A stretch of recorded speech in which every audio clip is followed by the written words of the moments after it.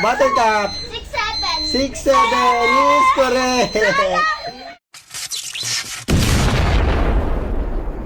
Hello mga baro guys. Natapos na rin yung game button control na ginawa ko. Tara, subukan natin.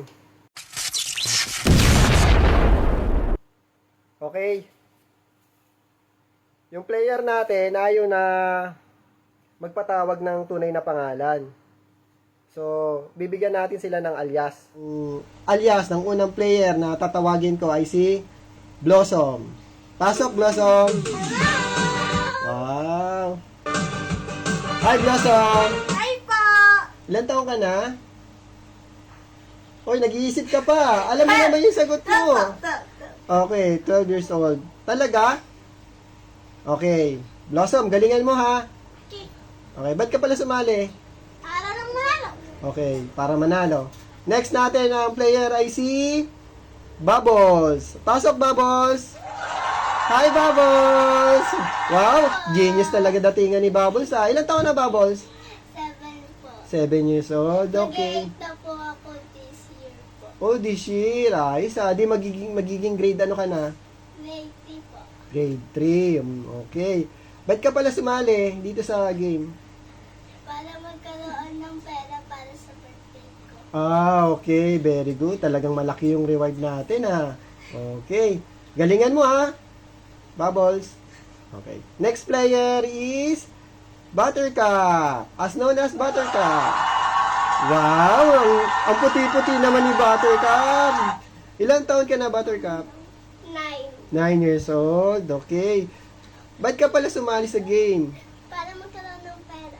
Okay, para magkaroon ng pera. Galingan mo ha, para manalo ka ha. Okay, alam nyo na ba yung mechanics? Hindi pa po. Sige, i-review natin yung mechanics sa paunahan pumindot dyan sa button na nakikita ninyo. Okay? Yung kamay ninyo nasa dibdib. Kapag kayo ang nauna, ang mangyayari dyan, tutunog yung buzzer, iilaw yung bumbilyang nasa harap nyo. So, kung kanino yung umilaw na bumbilya at saka ng buzzer, siya ang nauna. So, sa loob ng 11 second or 12 second, dapat masagot nyo na yung tanong. Kapag hindi nyo nasagot yung tanong, pwedeng i-steal nung kalaban ninyo. Pero, syempre, yung sumagot na hindi nakasagot o mali yung sagot, hindi na siya pwedeng sumagot sa tanong na yon. Okay? Okay. Ready na kayo? Naintindihan ba? Apa. Bubbles? Blossom? Apa. Buttercup? Apa. Okay, ready na kayo? Yes, sir.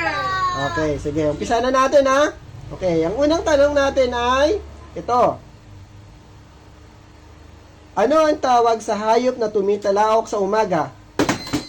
Okay, Blossom. Manok. Manok is correct. Very good. Ang bilis mo sumagot, ah. Ang galing. 1 point kay Blossom.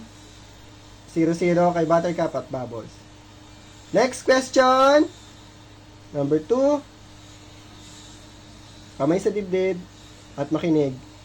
Sa math, kung ang square ay may 4 sides, ang pentagon ay may 5 sides, ilan naman sa triangle? Okay, Buttercup. 3 is correct, or 3. Very good. 1 point kay Buttercup at 1 point kay Blossom. 0 point kay Bubbles. Maaga pa, Bubbles. Pwede kang humabol. Okay? Next question is number 3. Ano ang pambansang hayop ng Pilipinas? Blossom. Carabao. Kalabaw is correct. Pakiulit nga ulit. Carabao. Carabao. Social pa talaga yung pagkasabi. Carabao. English pa. Kaya pala, hindi ko masyadong naintindihan. English pala.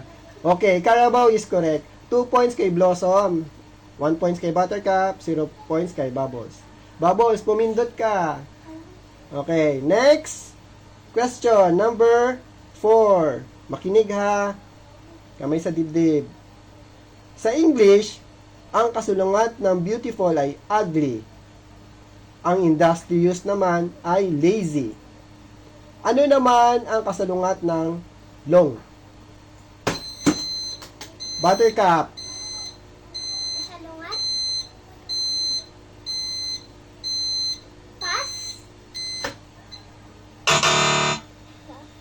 Wrong. Ulitin ko yung tanong. Di ka na pwedeng sumagot ha. Dalawa na lang sila.